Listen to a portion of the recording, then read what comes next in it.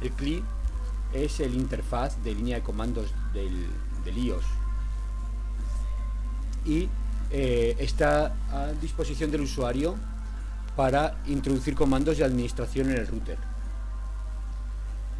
El CLI se presenta como una consola con un PRON y que identifica a un hostname.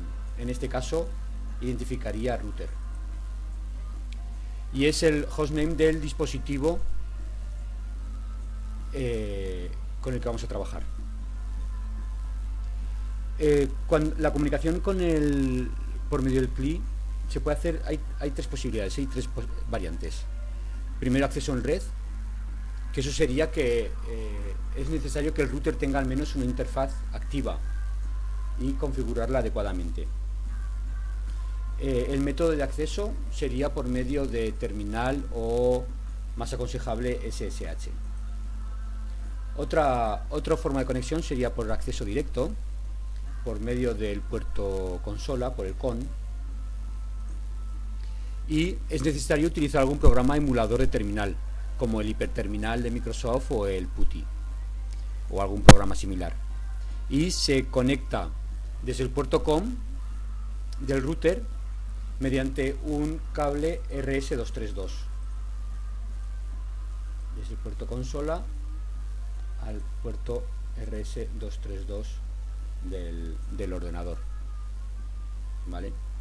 Entonces, estos conectores RS232 puede ser un conector DB25, DB9 o incluso en el extremo un RJ45 en el extremo del router, ¿vale? Cuando se establece esa conexión hay que ajustar una serie de parámetros.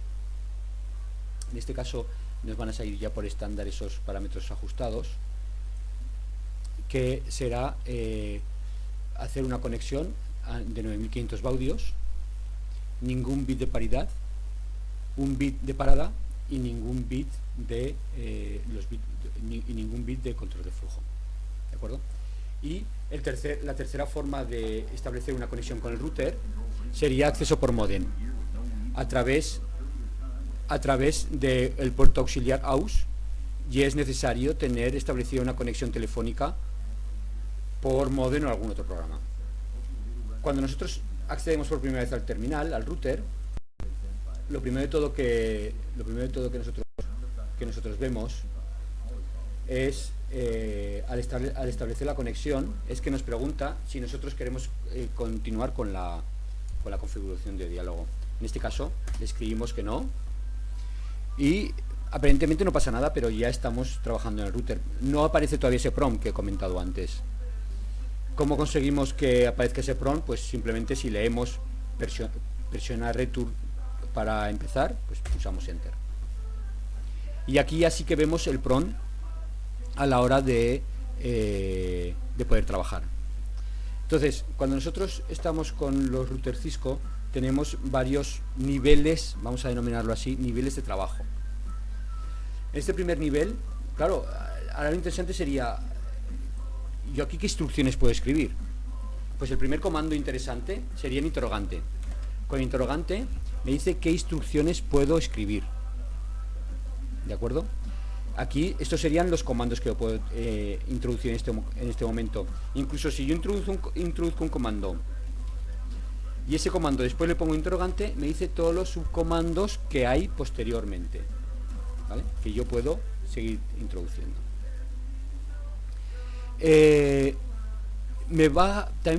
Con el interrogante también voy a poder introducir una determinada letra, por ejemplo, interrogante, y me dice qué comandos empiezan por E. En este caso, enable y exit.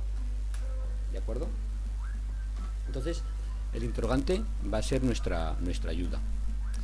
Cuando seguimos trabajando, aquí tenemos dos tipos de comunicaciones también con el router. Por un lado, fijaros que aquí yo he escrito show y me dice comando incompleto, ¿vale? Eso quiere decir que yo he escrito bien el comando, pero que no está bien escrito, que faltan parámetros. Por ejemplo, escribo solo ping y me dice comando incompleto. Pero si yo escribo solo, por ejemplo, escribo solo la E, me va a decir comando ambiguo. acuerdo? O sea, no vas a saber realmente qué sentencia es esa. Cuando estamos trabajando con el terminal también tenemos una serie de atajos. El atajo que más vamos a poder ir utilizando es el tabulador. El tab lo que hace es, si yo empiezo a escribir una determinada palabra, si por ejemplo, imaginaos que yo quiero escribir show, ¿vale? Puedo escribir la palabra completa o puedo escribir parte de la palabra y al pulsar tabulador, él me reescribe el resto de palabra. ¿De acuerdo? Entonces, con el tabulador me va a rellenar los caracteres que faltan a la hora de escribir una palabra. Por ejemplo, enable, ¿vale? Escribo las primeras letras. Esas dos primeras letras, no puede haber ninguna otra palabra que empiezan por esas primeras letras, y en el momento que detecta que ese texto es único, lo reproduce. Control A, mueve el cursor al principio de línea. Control E, mueve el cursor al final de línea. Control U, borra una línea. Y la flecha hacia arriba va escribiendo los comandos que he ido escribiendo. También otro comando que nosotros podemos tener y que es interesante es el show history.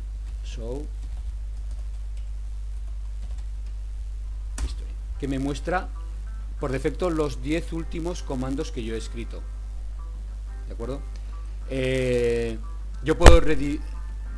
Yo puedo redimensionar esos comandos hasta guardar los 256 últimos comandos. En este caso, por ejemplo, escribiendo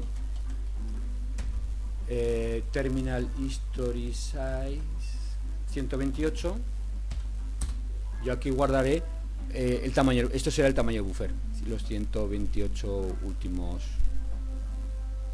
comandos que he escrito.